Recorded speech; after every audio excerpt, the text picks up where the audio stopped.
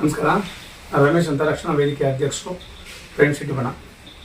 ಏನಪ್ಪ ಅಂತಂದರೆ, ಸರ್ಕಾರಿ ಆಸ್ಪತ್ರೆ ಪಕ್ಕದಲ್ಲಿರುವಂಥ ಕ್ಷೇತ್ರ ಶಿಕ್ಷಣ ಅಧಿಕಾರಿಯ ಕಚೇರಿ, ಆ ಕಚೇರಿಗೆ ಇವತ್ತು ಹೋದಂಥ ಸಂದರ್ಭದಲ್ಲಿ ಅದು ಕಚೇರಿಯೋ ಅಥವಾ ಏನೋ ಅದು ಅಧಿಕಾರಿ ಹೇಳಬೇಕು. ಯಾಕಂತಂದರೆ ಸರ್ಕಾರಿ ಹಾಸ್ಪಿಟ್ಲಿಗೆ ಹೋದಂಥವ್ರು ರೋಗಿಗಳು ರಕ್ತ ಪರೀಕ್ಷೆಗೆ ಅಂತ ಹೇಳ್ಬಿಟ್ಟು ಈ ಬದಿಯಲ್ಲಿ ಹೋಗ್ತಾರೆ.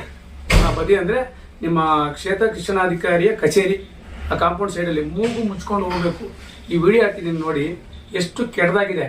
ಸಕಲೇಶ್ವರದಲ್ಲಿ ನಗರದಲ್ಲಿ ಎಲ್ಲರಿಗೂ ಮನೆಗೆ ಒಬ್ಬರಿಗೆ ಬಂದು ಎಲ್ಲರಿಗೂ ಡೆಂಗು ರೋಗ ಬರ್ತಿದೆ, ಎಲ್ಲರಿಗೂ ಗೊತ್ತು. ಪಕ್ಕದಲ್ಲಿ ಅಧಿಕಾರಿ ಇದ್ದಾರೆ.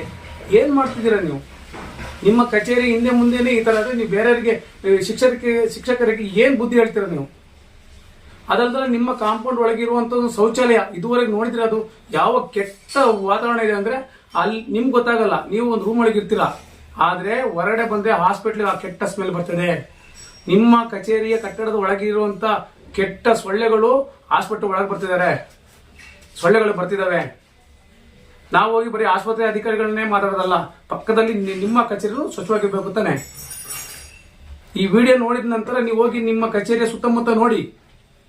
ನಿಮ್ಮ ವಾಟ್ಸಪ್ಪಲ್ಲಿ ನಾನು ಒಂದು ಮೆಸೇಜ್ ಹಾಕಿದ್ದೆ, ನಿಮ್ಮ ಕಚೇರಿಯ ಮೇಲ್ಗಡೆ ಚಾವಣಿ ಮೇಲ್ಗಡೆ ಒಂದು ಒಣಗಿದ ಮರ ಬಿದ್ದಿದೆ ಮೇಡಮ್, ತೆಗಿರಿ ಅಂತ. ಒಂದು ವಾರ ಆದರೂ ಏನು ಮಾತಾಡಿಲ್ಲಲ್ಲ ಮೇಡಮ್. ಯಾಕತ್ತ ಅಷ್ಟೇ? ಸಂಘಟನೆ ಮೇಲೆ ಯಾಕೆ ಅಷ್ಟೇ? ಸುದ್ದಿನೇ ಬರಬೇಕಾ? ಟಿವಿಲೇ ಬರಬೇಕಾ? ಯೋಚನೆ ಮಾಡಿ. ನಾವೇ ಸಂಘಟನೆಯವರು ಬಂದ್ಬಿಟ್ಟು ಕಚೇರಿ, ಇದೊಂದೇ ಕಚೇರಿ ಅಲ್ಲ, ನಿಮ್ದೊಂದೇ ಕಚೇರಿ ಅಲ್ಲ, ಸಕಲೇಶ್ವರದಲ್ಲಿ ಇರುವಂತ ಇನ್ನೂ ಉನ್ನತ ಕಚೇರಿಯ ಸುತ್ತಮುತ್ತ ನೋಡಿ, ಇರುವಂತ ಗ್ರಂಥಾಲಯ ಅದಕ್ಕೂ ನೋಡಿ, ಅಲ್ಲೂ ಸುತ್ತಮುತ್ತ ನೋಡಿ ಎಷ್ಟು ಸೊಳ್ಳೆ ಉತ್ಪತ್ತಿ ಆಗ್ತದೆ. ಆದರೆ ಇವತ್ತು ನಿಮ್ಮ ಕಚೇರಿಯ ವಿಡಿಯೋವನ್ನು ತೆಗೆದಿದ್ದೀನಿ, ತಾವು ಕೂಡ ನೋಡ್ಬೋದು. ನಿಮ್ಮ ವಾಟ್ಸಪ್ ಸಮೇತ ನಾನು ಕಳಿಸ್ತೀನಿ. ತುಂಬ ಕೆಟ್ಟ ವಾತಾವರಣ ಮೇಡಮ್. ನಾಳೆ ಕಚೇರಿಗೆ ಹೋಗ್ಬೇಡಿ, ಸುತ್ತಮುತ್ತ ನೋಡಿ ಹೇಗಿದೆ ನೋಡಿ ವಾತಾವರಣ. ಎಂತ ಕೆಟ್ಟ ಸ್ಮೆಲ್ ಬರ್ತಿದೆ, ಕೆಟ್ಟ ಸೊಳ್ಳೆಗಳು ಆಸ್ಪತ್ರೆ ಒಳಗೆ ಬರ್ತಿದ್ದಾವೆ. ಇದನ್ನ ಮನೆ ಶಾಸಕರು ಸಮೇತ ಈ ವಿಡಿಯೋವನ್ನು ನೋಡ್ತೀರ ನೀವು ನಾಳೆ ಆಸ್ಪತ್ರೆಗೆ ಭೇಟಿ ಕೊಡ್ತೀರ ಅಂತ ನನಗೆ ಗಮನಕ್ಕೆ ಬಂದಿದೆ. ದಯವಿಟ್ಟು ಈ ಕ್ಷೇತ್ರ ಶಿಕ್ಷಣಾಧಿಕಾರಿ ಕಚೇರಿಗೆ ಒಮ್ಮೆ ಭೇಟಿ ಕೊಡಿ ಶಾಸಕರೇ. ಇದೊಂದೇ ಅಲ್ಲ, ಎಲ್ಲ ಅಧಿಕಾರಿಗಳ ಒಂದು ಕಚೇರಿಗಳು ನೋಡಿದ್ರೆ ಬೇಜಾರಾಗುತ್ತೆ.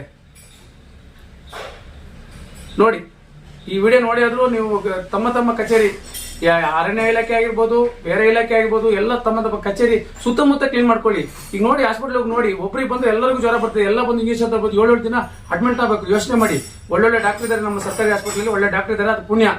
ಅದೇ ಮೂಡಿಗೆರೆ ಹೋಗಿ ಚಿಕ್ಕಮಗಳೂರು ಹೋಗಿ ದಿನಕ್ಕೆ 2 ಜನ ಸಾಯ್ತಾ ಇರಲಿ, ಕಾರಣ ಬೇರೆ ಇರ್ಬೋದು, ಆದ್ರೆ ಜ್ವರ ಜಾಸ್ತಿ ಆಗಿ. ದಯವಿಟ್ಟು ಆ ಥರ ಸಮಸ್ಯೆ ನಮಗೆ ಬರಬಾರ್ದು ಅನ್ನೋದಿದ್ರೆ ನಿಮ್ಮ ಕಚೇರಿಯ ತಮ್ಮ ಕಚೇರಿ ಅಂತ ತಿಳ್ಕೊಂಡು ಸುತ್ತಮುತ್ತ ಕ್ಲೀನ್ ಮಾಡ್ಕೊಳ್ಳಿ, ಕೀಟನಾಶಕ ಹೊಡ್ಕೊಳ್ಳಿ. ಅದೇ ಶಿಕ್ಷಣಾಧಿಕಾರಿಗೆ ಇನ್ನೊಂದು ನಾನು ಒಂದು ಮಾತಾಡಿದ್ದೆ, ಪಕ್ಕದಲ್ಲಿ ಇರುವಂತ ಓಲ್ಡ್ ಮಿಡ್ಲ್ ಸ್ಕೂಲ್ ಆವರಣದಲ್ಲಿ 300ರಿಂದ 350 ಮಕ್ಕಳು ಆಟ ಆಡ್ತಾರೆ. ಅದೊಂದು ಬದಿಯಲ್ಲಿ ಕಾಂಪೌಂಡ್ ಒಳಗೆ ಆ ಶಾಲೆಗೆ ಸಂಬಂಧಪಡುತ್ತೆ. ಅದರೊಳಗಡೆ ಒಂದು ಮರ ಇದೆ, ಆ ಮರ ಬೀಳುವ ಸ್ಥಿತಿಯಲ್ಲಿದೆ. ಗಮನ ಹರಿಸಿ ಮೇಡಮ್ ಅಂತ ಹೇಳಿದ್ದೀನಿ. ಅದ್ರ ಬಗ್ಗೆನೂ ಯಾರಿಗೆ ಹೇಳಿದ್ರೂ ಗೊತ್ತಿಲ್ಲ, ಮರ ಆಗಿದೆ. ಅದು ಯಾರಿಗಾರು ಮಕ್ಕಳ ಮೇಲೆ ಬಿದ್ದು ಅನಾಹುತ ಆಗೋಕ್ಕಿಂತ ಮುಂಚೆ ದಯವಿಟ್ಟು ಅದನ್ನ ತೆಗೀರಿ ಅಂತ ಹೇಳ್ತಾ ಈ ವಿಡಿಯೋನ ಮುಗಿಸ್ತೀನಿ. ಶಿಕ್ಷಣಾಧಿಕಾರಿಗಳ ಕಚೇರಿ ಮುಂಭಾಗನೇ ಆ ಶಾಲೆ ಇದೆ. ಆ ಶಾಲೆಯಲ್ಲಿ 300 ಜನ ಮಕ್ಕಳು ಆಟಾಡ್ತಿರ್ತಾರೆ. ಅವಾಗ ಒಂದು ಗೊಂದಲ ವ್ಯವಸ್ಥೆ ಏನಂತಂದ್ರೆ, ಆ ಕಡೆ ಒಂದು ಗೇಟ್ ಇದೆ, ಆ ಗೇಟಿಂದ ಈಚೆ ಪಾಸ್ ಆಗೋರು, ಆ ಕಡೆ ಜನ ಓಡಾಡೋ ಸಮಸ್ಯೆ ಜಾಸ್ತಿ ಆಗ್ತದೆ. ಈ ಮಾಸ್ಟರ್ಗಳು ಕರೆಕ್ಟಾಗಿ ಲೈನಲ್ಲಿ ನಿಲ್ಲಿಸ್ಬಿಟ್ಟು ಏನಾರು ಒಂದು ಮಕ್ಳಿಗೆ ಹೇಳ್ಕೊಡಕ್ಕಾಗಲ್ಲ, ಒಂದು ಏನಾದ್ರು ಆಟೋಟಗಳು ಮಾಡಕ್ಕೂ ಆಗ್ತಿಲ್ಲ. ಸಮಸ್ಯೆ. ಒಂದು ಜಾಗದೊಳಗೆ ಒಂದು ಕೊಠಡಿ ಇದೆ, ಆ ಕೊಠಡಿ ಬಾಗ್ಲಾಕಿಲ್ಲ. ಅದೇನಾಗಿದೆ, ಅನೈತಿಕ ಕೊಠಡಿ ಆಗಿದೆ. ಅಲ್ಲಿ ರಾತ್ರಿ ಹೊತ್ತಲ್ಲಿ ಏನೇನಾಗ್ತದೆ ಅಂದ್ರೆ ಅದು ಈ ಹಿಂದೆ ನಿಮ್ ಗಮನಕ್ಕೆ ತಂದಿದೆ.